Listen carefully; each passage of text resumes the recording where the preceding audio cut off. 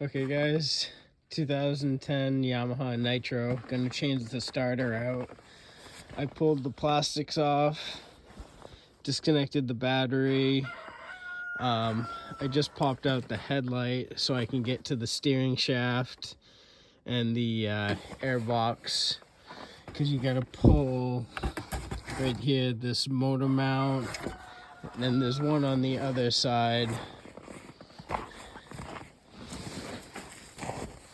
It's right there. You gotta pull that one out, and then I guess like tip the motor up, but we'll see how it goes. It's not a lot of room.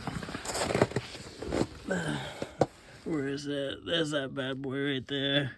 I just tested it. I got power to the starter, but it's just clicking and clicking and clicking. So yeah, this is gonna be fun. So here I am.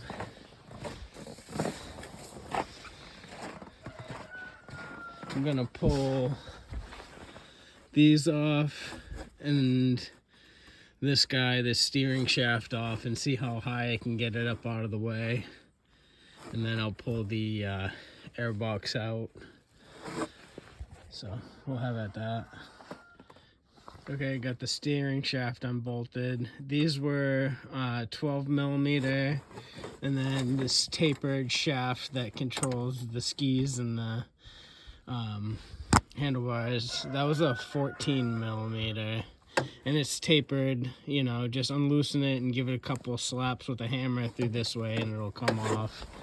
And then there's these two 12 mils, one there that I'm on, and then there's one right up there, you see, right there. And then that should loosen the steering shaft enough to like angle this arm up a little bit so we can get to the air box. So let's do that. Okay, so I undid those bolts on that side, and then on this side is two pins. I had to unthread my starter, the key, but it's just this spin lock.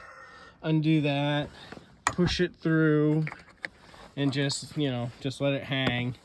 And then right on the other side of the steering shaft is this pin.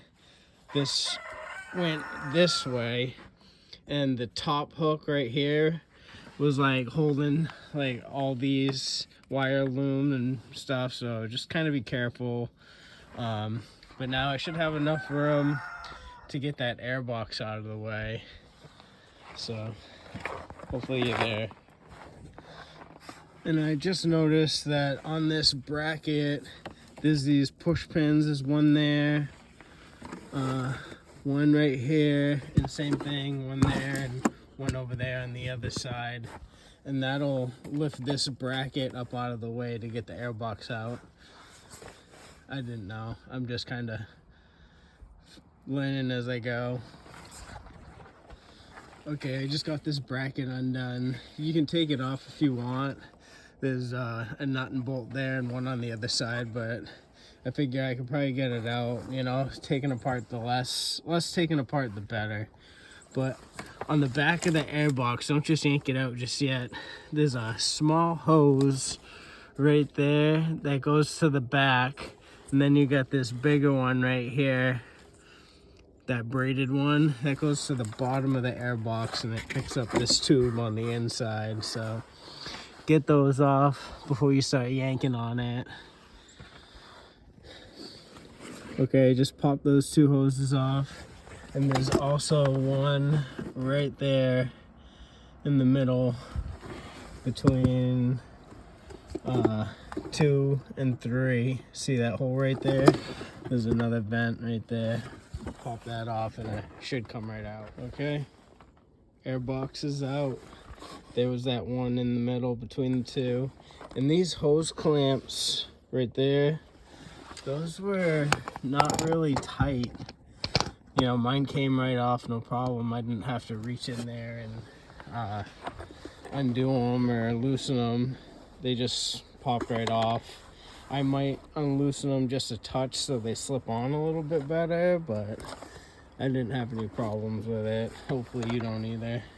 But I didn't take this top part. I was able to flex it up and get it out of the way. Like I said, taking apart the less is better. So, okay, with the airbox out now, I just threw some rags in the throttle body. I don't want nothing to fall down in there while I'm messing around with this. That'd be a bad day. But there's one of the motor mounts right there. The other one is right there. I'm gonna pop those guys loose, and then I guess you just like tip the front of the motor up, is what I was told, and then you should be able to get the starter out. But I don't know, we'll see what happens. But I'm gonna pop that out, that motor mount out, and the one on this side, and basically see what happens.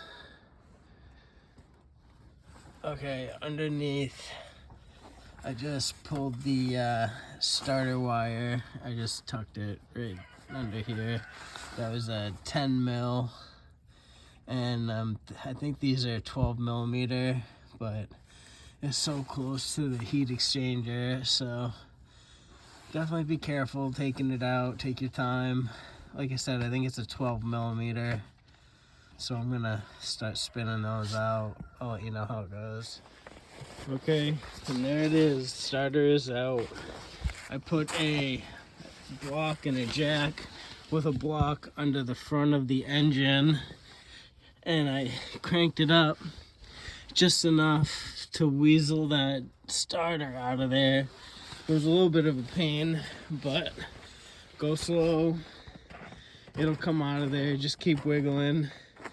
And like I said, if you're gonna go this route, just be careful with the block on the bottom of the case of the engine. You don't want it to, you know, slap into it and crack the bottom. But got it out. Now we'll reverse the steps and put it in. So keep you updated.